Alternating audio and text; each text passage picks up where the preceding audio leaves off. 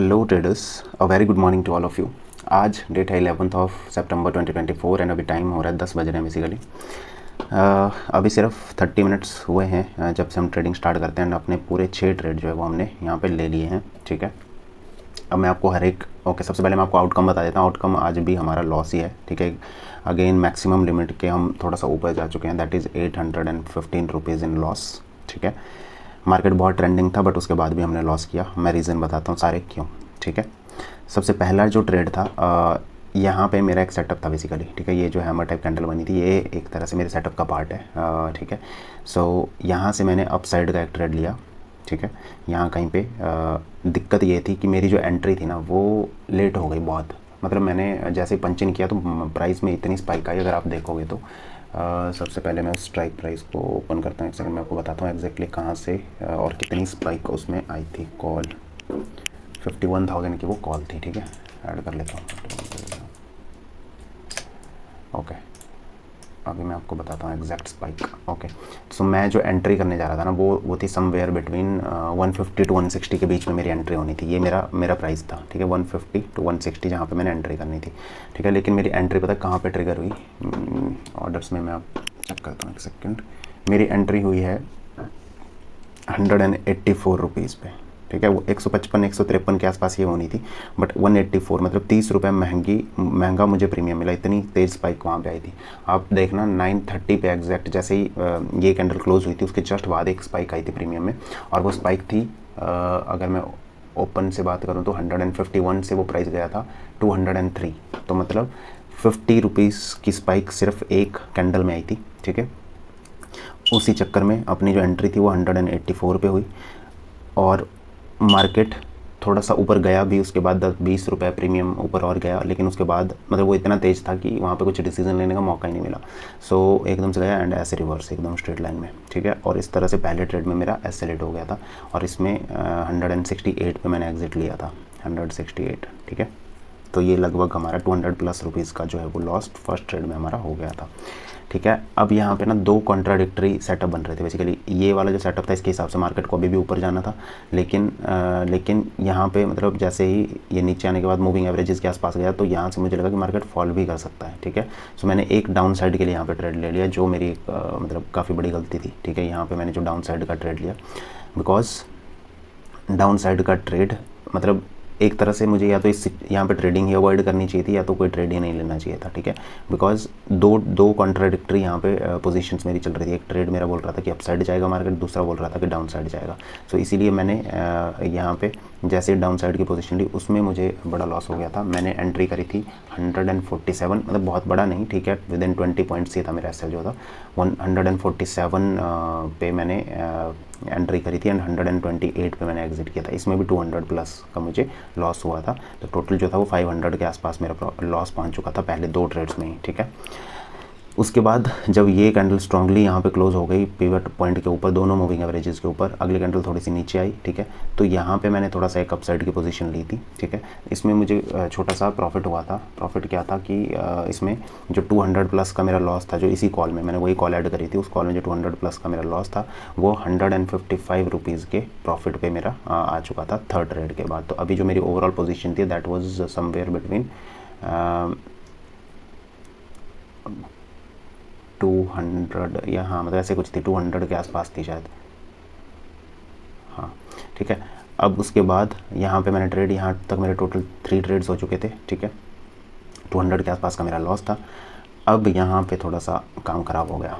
ठीक है, सबसे पहले मुझे यहाँ पे आई थिंक मैंने कॉल ही यहाँ पे ट्रेड करी और उसी कॉल में सबसे बड़े लॉसेस हुए। 3 ट्रेड्स हुए थे और 3 बारी मैंने एक कॉल को इस पर्टिकुलर जोन के अंदर ट्रेड किया है और मेरा जो लॉस है वो यहीं पे मेनली हुआ है। अदरवाइज़ मेरा 180 या समथिंग के आसपास लॉस था अभी, मतलब 200 के आसपास था, नियर बाई 200। ठीक है, बट अभी क्या हुआ इस पर्टिकुलर जोन में, जब ये वाली कैंडल ये कैंडल क्लोज हुई, यहाँ से यहाँ तक का मैंने मूव कैप्चर कर लिया था, ये कैंडल क्लोज हुई।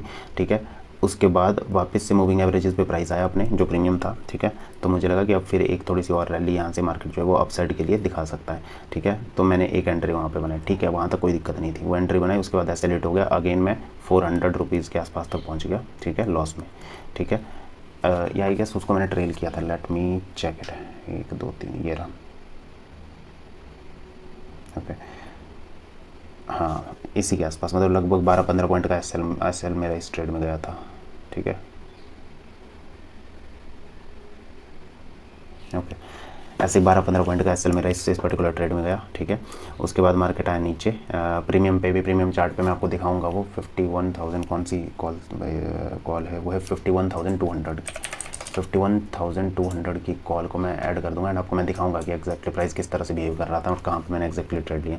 सो एक बार ट्रेड मेरा फेल हो गया, उसके बाद मार्केट वापस मूविंग एवरेजेस के नीचे, और उसका एक अच्छी कैंडल, इसने हैमर टाइप कैंडल यहाँ पे मूविंग एवरेजेस के आसपास क्लोज करी। फिर मैंने अपसाइड की ओर सेकंड ट्रेड लिया, उसमें भी एसएल हिट हो गया एंड देन एक और ग्रीन कैंडल वहाँ पे उसने ट्रेड वहाँ पे फॉर्म करी, तो उसमें भी मेरा एसएल हो गया। ठीक है, अब यहाँ पे दिक्कत कहाँ पे हो गई, दिक्कत ये हो गई कि जो थर्ड ट्रेड था ना उसमें एसएल वैसे बहुत छोटा बन रहा था, लेकिन उसमें भी मेरा प्राइस जो एंट्री थी वो थोड़े ऊपर जाकर ट्रिगर हुई, और इस चक्कर में जो है वो मेरा उसमें लॉस थोड़ा सा बड़ा हो गया, और इस चक्कर में आज हमारा जो डे है that is closing with 855 rupees in loss. ठीक है, अभी तक 3 कंसिक्यूटिव डेज़ हमारे लॉस में जा चुके हैं। ठीक है, मंडे बड़ा लॉस, ट्यूसडे छोटा लॉस, वेडनेसडे एक और बड़ा लॉस। ठीक है, तो ये वाले जो प्लस वाले हमारे लॉसेज हैं ना, ये थोड़े बड़े हो चुके हैं। ठीक है, अब थर्सडे एंड फ्राइडे का ट्रेडिंग सेशन बचता है, लेकिन अभी हम थोड़ा सा ज़्यादा लॉस कर चुके हैं। आई एम नॉट श्योर कि वो हम इस वीक पॉजिटिव में क्लोज कर पाएंगे, बट ठीक है, गलतियों को सुधारना होगा सबसे पहले। नंबर 1, यहाँ पे गलतियाँ क्या हुई हैं, यहाँ पे गलतियाँ ये हुई हैं कि एक तो फोमो के चक्कर में एंट्री, ये फोमो जो गलती है ना वो बहुत बार रिपीट हो रही है, इसको कंट्रोल नहीं किया कर पा रहा हूँ अभी भी। ठीक है, दूसरी क्या हुई है कि जैसा कि मैंने रूल बनाया था कि एक पर्टिकुलर जोन के अंदर 2 से ज़्यादा ट्रेड नहीं लेने हैं। ठीक है, तो मैंने यहाँ पे ठीक है, ये मैंने 3 ट्रेड यहाँ तक हुए थे, 4th ट्रेड लिया, 5th ट्रेड, 6th ट्रेड मेरा किसी भी हालत में यहाँ पे नहीं बनता था। 5 ट्रेड्स के बाद 5, देखो अभी भी मार्केट उसी जोन के अंदर है, तो 5 जो ट्रेड्स के बाद मेरी पोजीशन थी that was around 500 rupees in loss. ठीक है, एक लास्ट ट्रेड बचता था, तो उसको मुझे थोड़ा सा सोच समझ के लेना चाहिए था, जो कि मैंने नहीं किया, उसी की वजह से मेन जो हमारी चीज़ें हैं ख़राब हुई। ठीक है, अगर मैं शायद थोड़ा वेट करके इसको लेता तो मे बी हम या तो बहुत छोटे से लॉस या तो ये प्लस के साथ क्लोज कर रहे होते आज का दिन, बट जो 6 ट्रेड में हमारा लॉस में चला गया, तो उस चक्कर में हमारा जो है वो लॉस 815 रुपीज़ जो है वो माइनस में चला गया। ठीक है, तो अभी मैं आपको लेके चलता हूँ अपनी कोटक न्यू की स्क्रीन पे। बहुत सारी वो लंबी हो गई है शायद वीडियो, यहाँ पे मैंने एग्जैक्टली अपनी साइकोलॉजी एक्सप्लेन करी है, सो दैट वीकेंड पे जब मैं इसको देखूँ तो मुझे भी रियलाइज़ हो कि